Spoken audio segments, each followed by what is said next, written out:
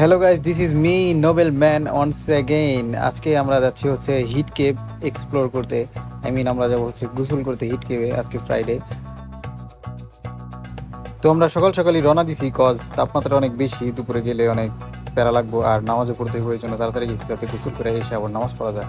আমার সাথে আছে নাইম। নাইমের সাথে অনেকদিন পরে দেখা, কজ নাইম এর মধ্যে একবার দেশেও ঘুরে আসছে আর রিয়াদের বাইরে ছিল। আমাদের সাথে আরও আছে আমাদের আতিক মামু আর ছোট ভাই রুহুল আমিন। তো এর মধ্যে আমরা হিট কেভে চলে আসছি, আপনারা দেখতে পাচ্ছেন। আর হিট কেভে যাওয়ার আগে দেখা যায় এখানে একটি বিল্ডিং, এটা হয়তো বা এখন পরিত্যক্ত, আর এখানে ব্যারিকেড দিয়ে দিছে যাতে সবাই জনসাধারণ প্রবেশ করতে না পারে। মূলত এটা নিষিদ্ধ, এরপরও এখানে মানুষজন যায় গোসল করতে একটু এক্সপিরিয়েন্স করার জন্য অন্যরকম।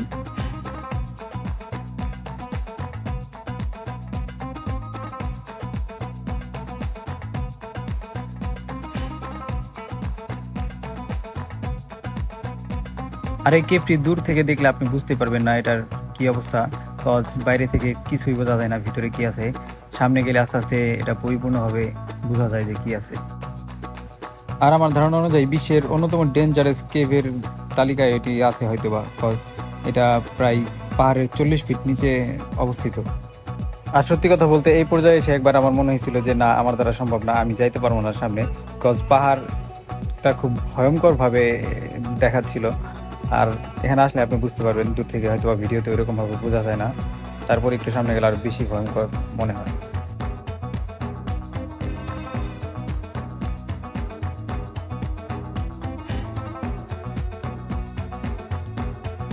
আর এই পর্যন্ত এসেও আমরা পানির দেখা পাই নাই, আর নিচে পানি, এটা দেখার বেশি ভয় লাগছে। অনেক নিচে, প্রায় 40 ফিটের মতো হবে নিচে পানি। আর যেই নামার রাস্তা, কোনো রাস্তা নেই, এখান দিয়ে পাথর ধস হয়েছে, ওই পাথরের উপর দিয়ে আঁকাবাঁকাভাবে নামতে হয়। ব্যাপারটা একটু ভয়ঙ্করই, রিক্সি, তবে সুন্দর।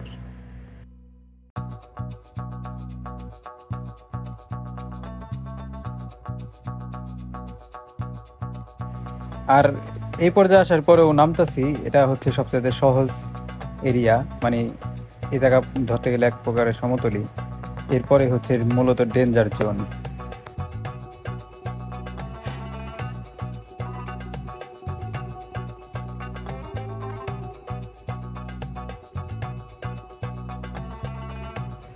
আর এখানে শুরু হচ্ছে ভয়ঙ্কর রাস্তা।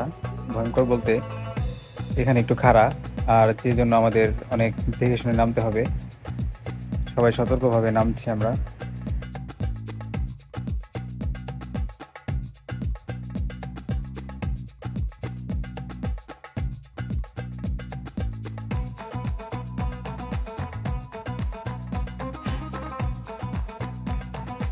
আর প্রত্যেকটা স্টেপ আপনাকে দেখে শুনে ফেলতে হবে, কজ পাথরগুলা খুব ধারালো আর ঝুরঝুরে।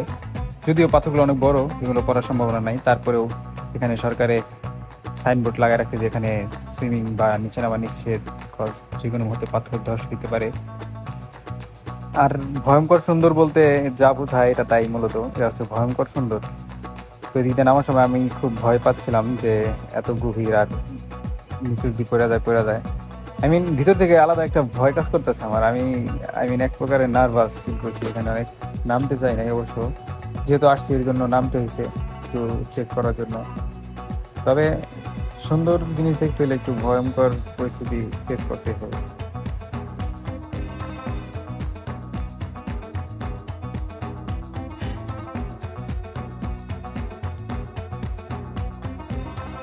আর এই পর্যায়ে একবার আমরা নিচে চলে আসছি, আর এখানকার পানি অনেক ক্লিয়ার, ক্রিস্টাল ক্লিয়ার ধরতে গেলে।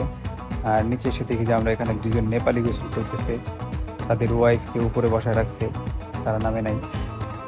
আর গোসলের প্রস্তুতি নিচ্ছে, আমরা এখন পানিতে নামলাম। পানিটা খুব ঠান্ডা, কজ অনেক নিচে, অনেক গভীর, এখানে সূর্যের তাপ একেবারে পোষায় না ধরতে গেলে। সৌদি আরবের যে গরম, সেই অনুযায়ী পানিটা খুব ঠান্ডা। আর যেহেতু আমি গ্রামের ছেলে, আমি নদীতে ডুব দিয়া গোসল করতে খুব স্বাচ্ছন্দ্য বোধ করি। আর সৌদি আরব আসার পরে সেই ভাগ্য আমার আর হয় নাই ডুব দিয়া গোসল করার মতন। এর জন্য এখানে এসে ডুব দিয়া গোসল করতে পারবো, এটা ভাই আমার মনটা ভরে যেতেছিল।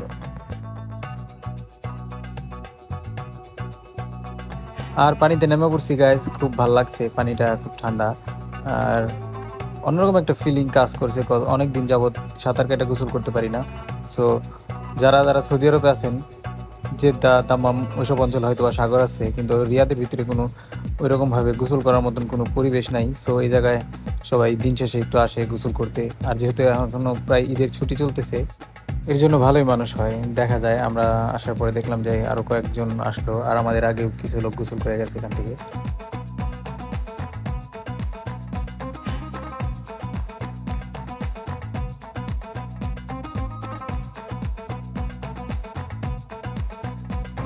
তো গাইস, এখন আমাদের গোসল করা শেষ, আর আমরা কাপড় চোপড় চেঞ্জ করে ফিরছি এখান থেকেই।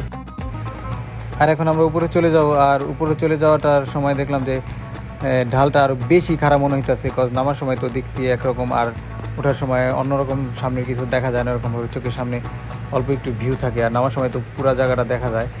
বেশি কষ্ট মনে হইতেছিল, আর হাতের সাহায্যে ছাড়া ওঠা সম্ভব না, এই জন্য আমরা হাত দিয়ে ক্লাইম্বিং করে উঠতেছিলাম।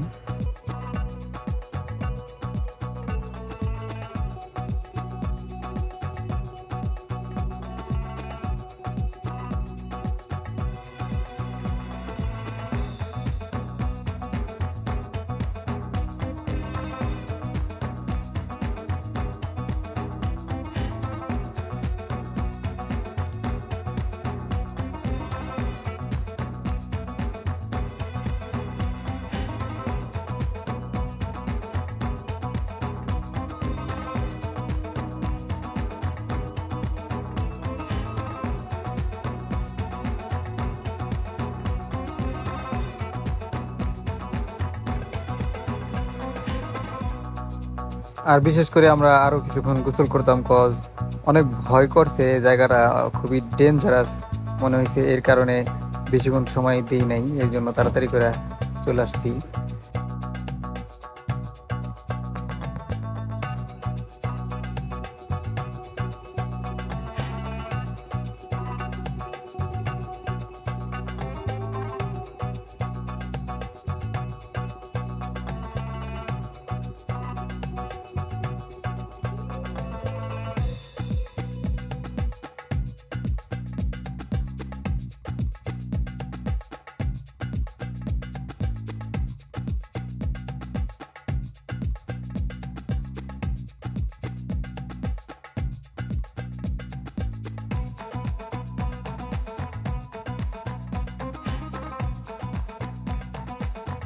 মামু বাঁচতে পেরেছি, কনগ্রাচুলেশন, বাঁচতে পেরেছি, কনগ্রাচুলেশন, বাঁচতে পেরেছি গাইস, ফিরছি, বাঁচতে পেরেছি, আমরা সবাই বাঁচতে পেরেছি, বাঁচছি, মরি না এই যাত্রায়, আল্লাহ বাঁচা রাখছে, আলহামদুলিল্লাহ। তো কতক্ষণ পরে আমরা বাইরে বের হয়ে আসছি এবং আমরা আমাদের গাড়ির উদ্দেশ্যে রওনা দিলাম। খুবই ভালো লাগছে গোসল করে, যদিও ভয় নিয়ে গোসল করেছি, অনেক ভয়ঙ্কর এক্সপিরিয়েন্স হইল।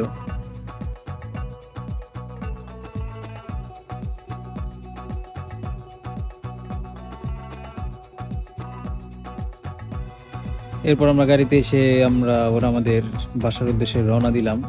আর এতক্ষণ ভিডিওটি যারা সম্পূর্ণ আমাদের সাথে দেখছেন সবাইকে ধন্যবাদ। ভালো লাগলে লাইক কমেন্ট শেয়ার করে পাশে থাকবেন। আর দেখা হচ্ছে পরবর্তী কোনো ভিডিওতে। টিল দেন, টেক কেয়ার, আসসালামু আলাইকুম।